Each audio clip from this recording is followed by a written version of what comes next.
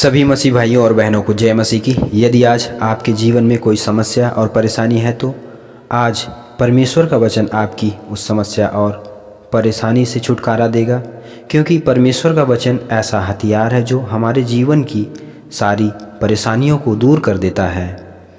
यदि आप चिंतित हैं, परेशान हैं, आपके जीवन में शांति नहीं है, रोग बीमारी है, किसी भी प्रकार की समस्या है, तो आप इन वचनों को हमेशा याद रखें, आपके जीवन में शांति रहेगी।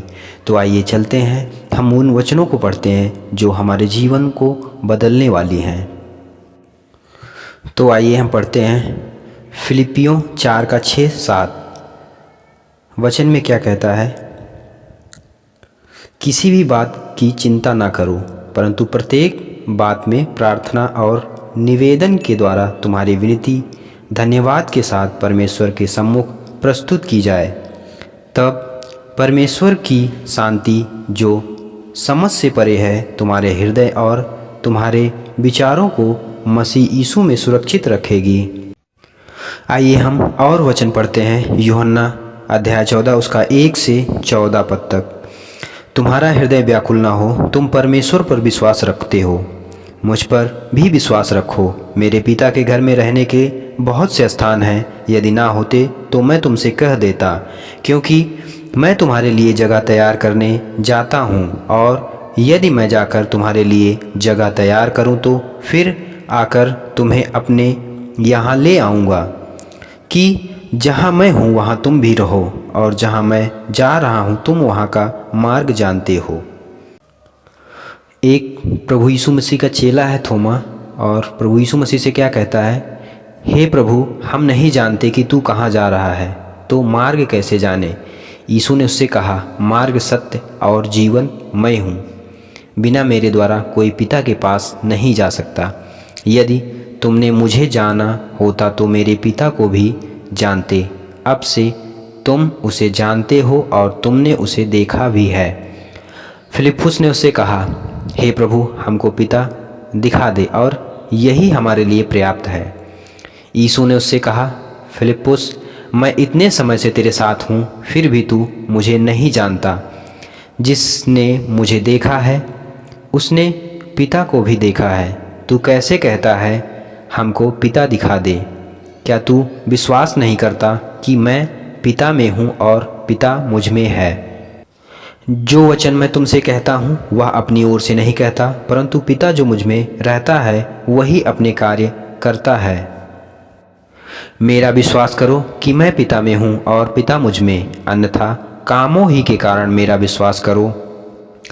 मैं तुमसे सच कहता हूँ कि जो मुझ पर विश्वास करता है वे कार्य जो मैं करता हूँ वह भी करेगा, और इनसे भी महान कार्य करेगा, क्योंकि मैं पिता के पास जा रहा हूँ। और जो कुछ तुम मेरे नाम से मांगोगे वही करूँगा, कि पुत्र में पिता की महिमा हो। यदि तुम मुझसे मेरे नाम से कुछ भी मांगोगे तो मैं उसे करूँगा। क्योंकि आप परमेश्वर के वचन के माध्यम से अपने जीवन के हर प्रकार के दुख, बीमारी और रोग, पीड़ा, हर प्रकार की समस्या से छुटकारा पा सकते हैं। हम आगे और वचन पढ़ेंगे। मत्ती अध्याय 6 उसका 27 पद। तुम में से कौन है जो चिंता करके अपनी आयु एक घड़ी भी बढ़ा सकता है? इसलिए यदि परमेश्वर वन की घास को जो आज है और कल भट्ठी में झोंक दी जाएगी इस प्रकार सजाता है, तो हे अल्पविश्वासियों, वह तुम्हारे लिए क्यों ना इससे अधिक करेगा। इसलिए यह कहकर चिंता न करो, हम क्या खाएंगे अथवा क्या पिएंगे, या हम क्या पहनेंगे। इसलिए कल की चिंता न करो, क्योंकि कल का दिन अपनी चिंता अपने आप ही कर लेगा। आज के लिए आज का ही दुख बहुत है।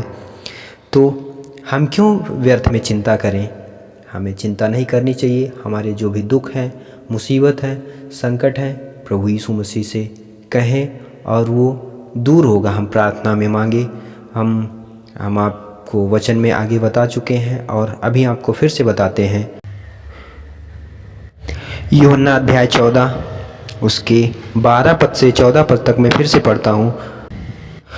मैं तुमसे सच कहता हूँ कि जो मुझ पर विश्वास करता है वे कार्य जो मैं करता हूँ वह भी करेगा, और इससे भी महान कार्य करेगा, क्योंकि मैं पिता के पास जा रहा हूँ और जो कुछ तुम मेरे नाम से मांगोगे वही करूँगा, कि पुत्र में पिता की महिमा हो। यदि तुम मुझसे मेरे नाम से कुछ मांगोगे तो मैं उसे करूँगा।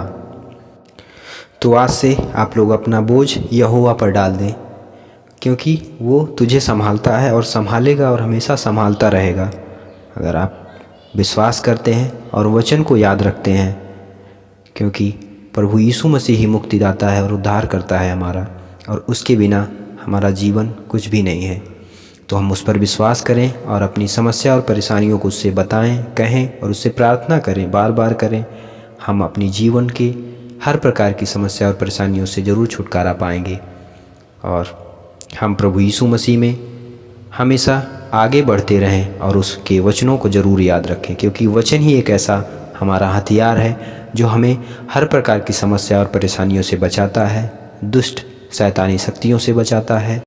और आपको ये भी ध्यान देना है कि आप कैसे चल रहे हैं, आत्मा के अनुसार चल रहे हैं या शरीर के अनुसार। तो हमें अपने शरीर और आत्मा की प्रक्रियाओं को पहचानना है, जानना है। और अगर आप आत्मा के अनुसार चल रहे हैं तो आप हमेशा हर प्रकार की सुख और शांति का अनुभव करेंगे। अगर आप शरीर के अनुसार चल रहे हैं तो आप परमेश्वर की उस शांति को बिल्कुल महसूस नहीं कर सकते हैं। और हम आपको बता दें, शरीर के काम गलत हैं और आत्मा के काम अच्छे हैं। तो आप किस रास्ते पर चलना चाहते हैं ये आपके ऊपर निर्भर करता है। आप सुखी रहना चाहते हैं या दुखी रहना चाहते हैं। अगर सुखी रहना चाहते हैं तो आप आत्मा के अनुसार चलिए। अगर आप हमेशा परेशान रहते हैं, डिस्टर्ब रहना चाहते हैं, तो आप शरीर के अनुसार चलिए। ये आपके ऊपर निर्भर करता है कि आपको कैसे अपना जीवन बिताना है और कैसे चलना है।